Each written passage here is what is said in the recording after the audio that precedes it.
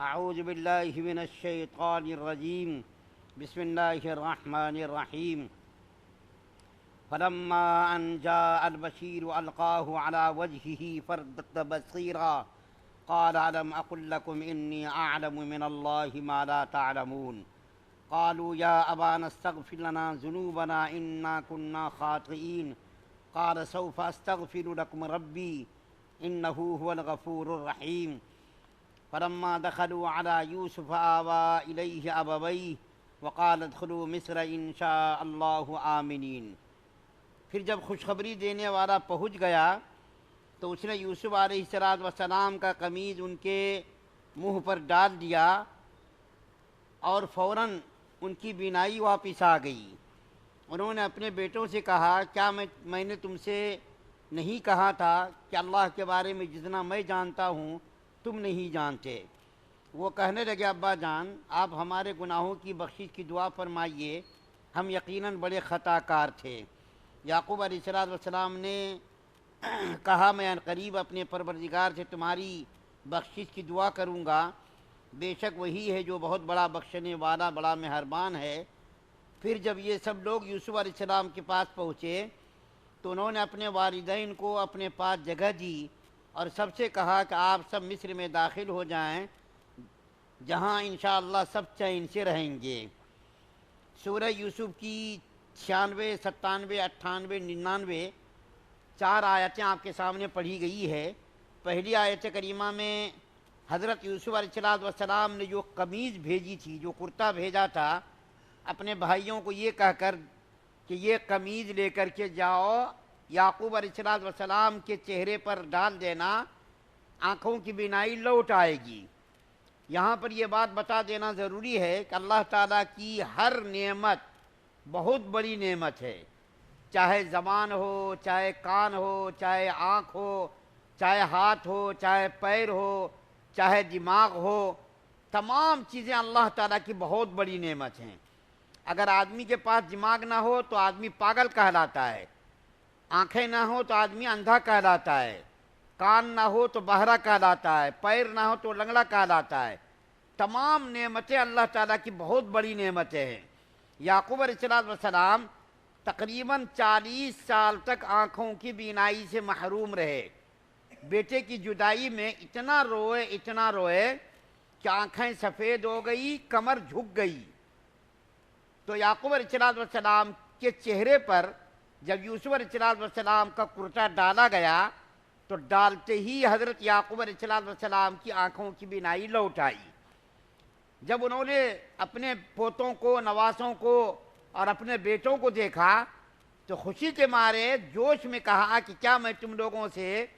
یہ نہیں کہتا تھا کہ اللہ تعالیٰ کی ذات و صفات کے بارے میں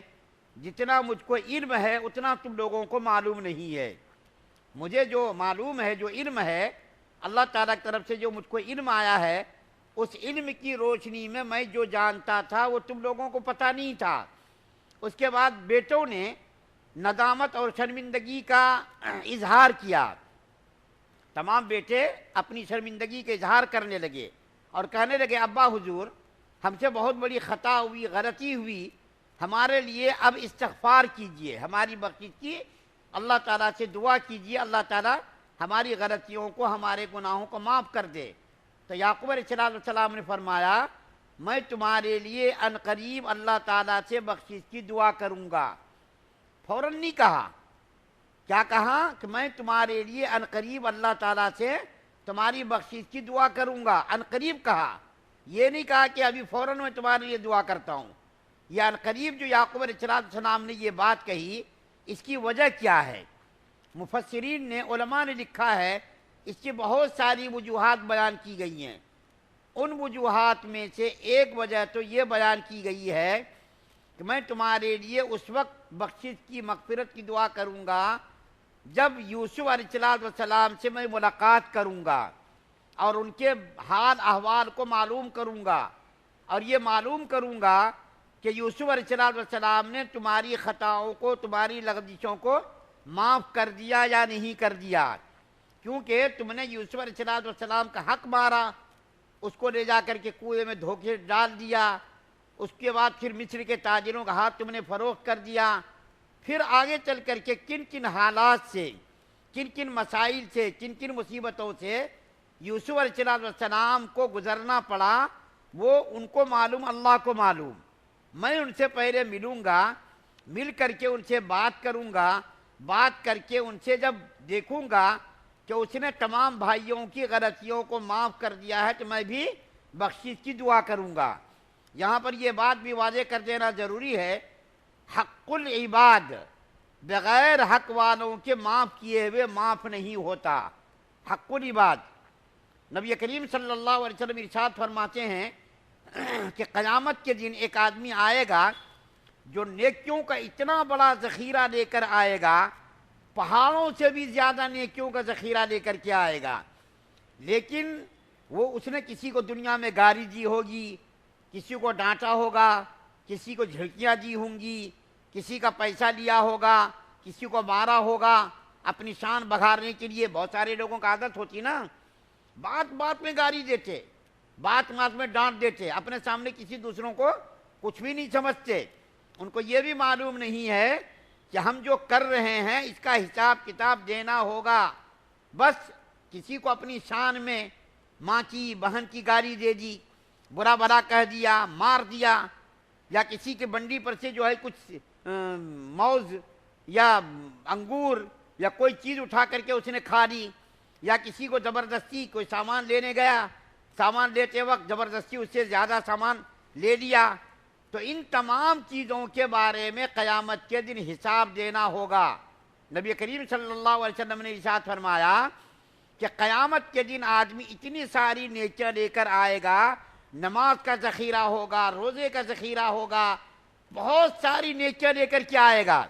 لیکن اس نے کسی کا حق مارا ہوگا تو اس کی نیکیاں حق والے کو دے دی جائے گی، یہاں تک کہ تمام نیکیاں حق والے دے دیں گے۔ اب یہ بالکل خالی ہو جائے گا، اس کے پاس کچھ بھی نیکیاں نہیں رہیں گی، تو حق والوں کا حق ابھی بھی برقرار ہوگا، باقی رہے گا۔ تو کیا کیا جائے گا کہ حق والوں کے گناہ کو اس کے اوپر ڈال دیا جائے گا، تو یہ تو بیچارہ نیکیاں کر کے بھی جہنم میں جائے گا، اور جو لوگ نیکیاں نہیں کر کے آئیں گے وہ لوگ جنت کے اندر چلے جائیں گے۔ مولانا اشرف تھانوی رحمۃ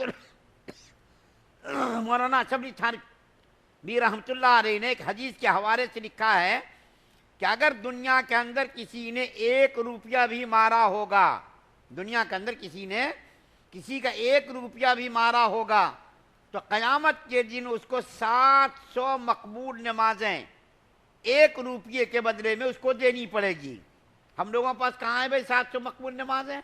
نہ روزہ ہے، نہ نماز ہے، نہ زکوٰۃ ہے، نہ حج ہے، نہ کوئی ایسی نیکیاں ہے جس کے بارے میں ہم یقین کے ساتھ کہہ سکیں کہ ہماری یہ نماز مقبول ہے، ہمارا یہ روزہ مقبول ہے، ہماری یہ زکوٰۃ مقبول ہے، ہمارا فلاں نیک عمل مقبول ہے۔ 700 مقبول نمازیں 1 روپیے کے بدلے میں اس کو دینی پڑے گی۔